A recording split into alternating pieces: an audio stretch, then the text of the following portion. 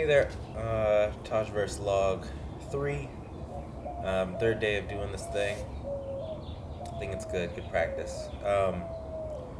Today, I'm liking not scripting, just maybe if a few thoughts pop up, that's what I talk about. But this morning, I'm going to talk about identity, um, and it'll probably lead to some other points.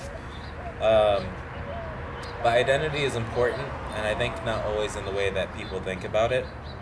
Um, you could identify as your race, gender, identify with things about the people you're around.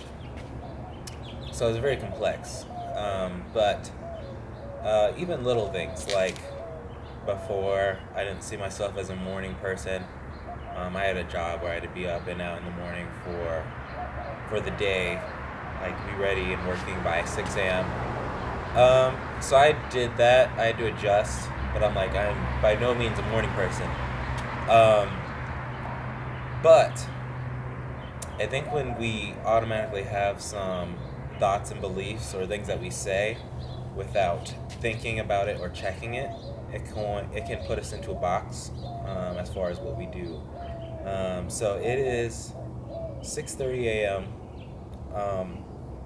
Sun's coming over the backyard wall here, and not even reaching optimum lighting because the sun's not up enough. But I didn't see myself as a morning person, but here I am out before I've started working for the day, doing something that I think is productive. And I think also with that is doing things that you like to do.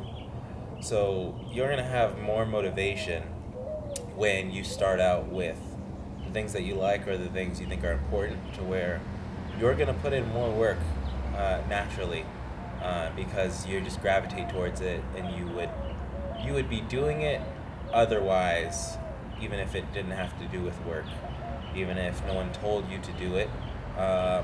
So you can't forget that. Identity. I've talked to some people about this lately, where your beliefs about yourself are influenced by essentially everything you consume. I say you are a product of what you consume. So that could be TV, social media. It could be conversations with people and what they say to you. It could be your internal dialogue, what you think and say to yourself. So it's all those things mixed together. And you have to be very careful of that. And I think analogy is a good way to represent things and make more sense. So I say humans are like cells in a way, microscopic, like cells that make up organisms, the cells in our body. Because the thing about a cell is they have this membrane or wall that allows stuff in and allows stuff to go out. And they have control over what comes in and what goes out. And we're very much the same. So I'll give you an example. Let's say you have a conversation with someone, and they tell you, let's say you have a job interview, right? And the person interviews you, they tell you, oh, sorry, you're not qualified, or you're not ready for this position. So you have to be able to self-navigate and self-advocate, and understand if a situation truly applies to you. Because you can have that interview and the person tell you, oh, you're not ready for this, or you don't have the skills, right? You can immediately accept that is the reality, that is the truth, that you aren't ready for that, and you're not capable, or you're not worthy of something.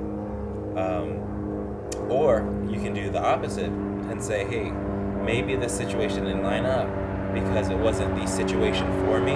It wasn't the prime opportunity for me to capitalize on, or maybe I just had a bad day. So it's up to you to decide if you agree with the things that are put in front of you or said to you.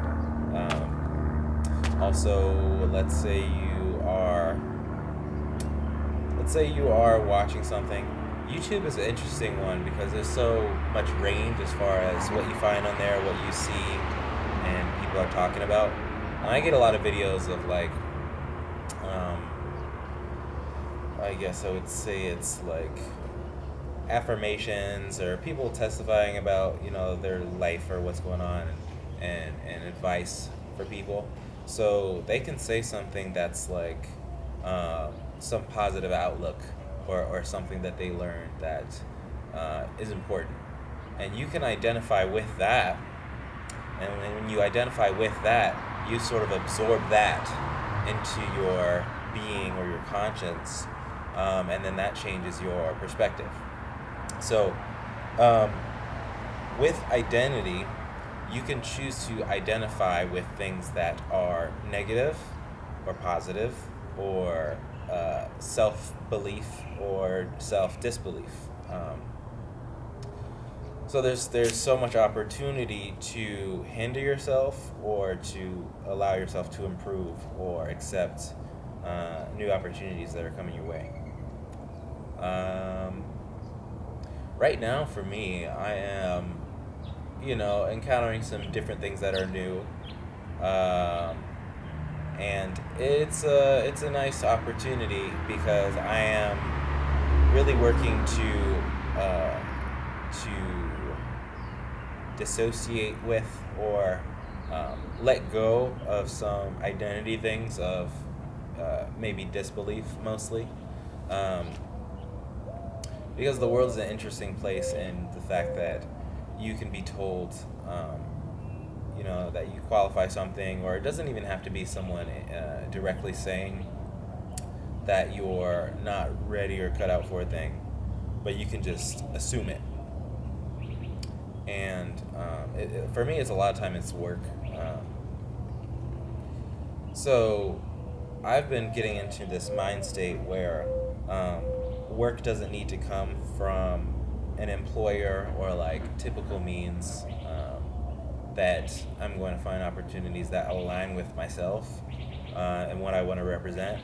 And I think opportunities are popping up related to that. And it's been a small gap of time where like I've really been dropping into that mindset. It's definitely been like an accumulation of the last few years.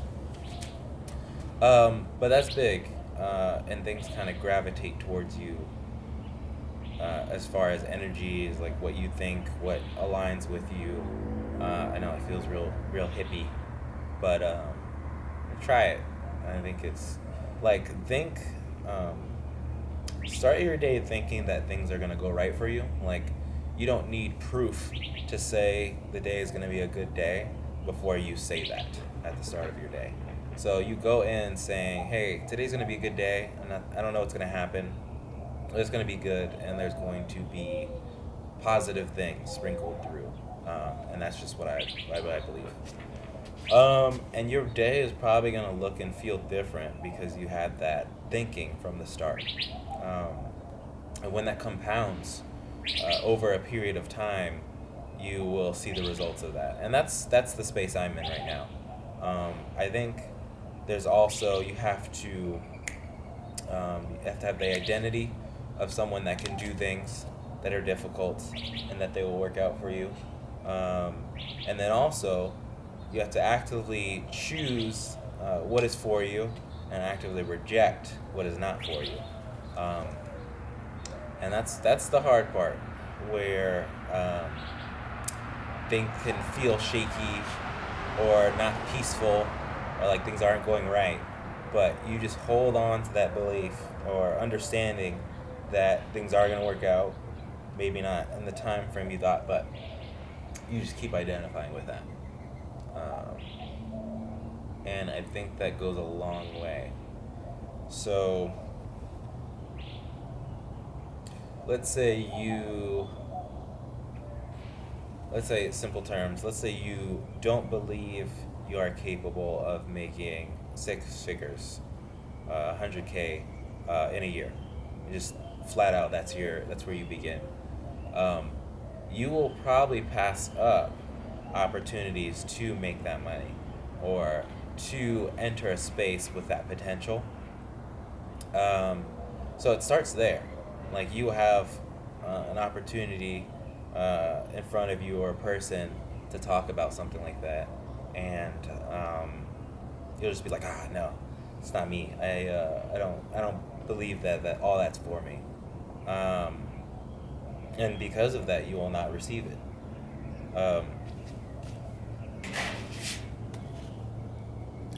One thing that someone told me, and I've heard from many, is journaling is good. Um, you could think it's stupid or like it's, kind of silly. Um, but I put it to practice. I think over the last couple of years, and it's done a lot. It makes sure you put your thoughts down on paper authentically, because no one's really reading it but you. And it makes more of your thinking real, and it makes it tangible to yourself to look at later. So you can see sort of the evolution of your thinking and what you've said in the past, which is good because the thought is simply there and then gone. There's no ability for it to be tangible, or that we are guaranteed to remember it. So it's a good habit.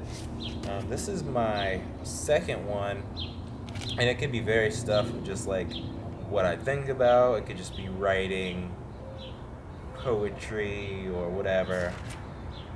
Lately, it's been diving into like the things that I consume and what I think about, and then also even a little bit of business plans and stuff that I would maybe entertain or continue to think on. It could be time frames. It could be when you think things are going to happen. And I have found a power to it that if you write it down, you revisit it, um, things are more likely to happen. So it's a good tool. It's a good tool. And in here, I actually wrote down essentially what I wanted this channel or the projects relating to this kind of stuff to be about. And just to put it in writing, I think it makes it a little more real and concrete. So it's just in my psyche, and then also if I visit it again, it'll probably feel like it makes more sense. Like what I wrote down before it is true, and then I resonate with it more. But yeah, gonna be a good day, because I decided that from the start. I thought I decided that yesterday, and it was. You're going to find the stuff that you need to. You're going to find the stuff that you need to align with, the people you need to align with. I had been actively pushing to be around more people I align with, as far as personality, the skills, the things that they wanted to make. And over the last 3 years has been a world of difference of I have a handful easily of people I could just talk to about things I'd want to work on, or work with people on projects and things, which I didn't have all that before locally, here in the same state and not too far away. So it is just a test of time, of doing what you got to do, being real and honest with the people around you, talking to some depth, and things just happen. Just keep doing it. Just keep seizing the day and the opportunities around you. Maybe make opportunities. You don't have to just accept what's already around you, what's already there. And good stuff's gonna happen. So you go out there, have a good day, decide that it's a good day, not that your day is subject to what happens to or around you. And it's gonna be a good one. So That's today. Tajverse out.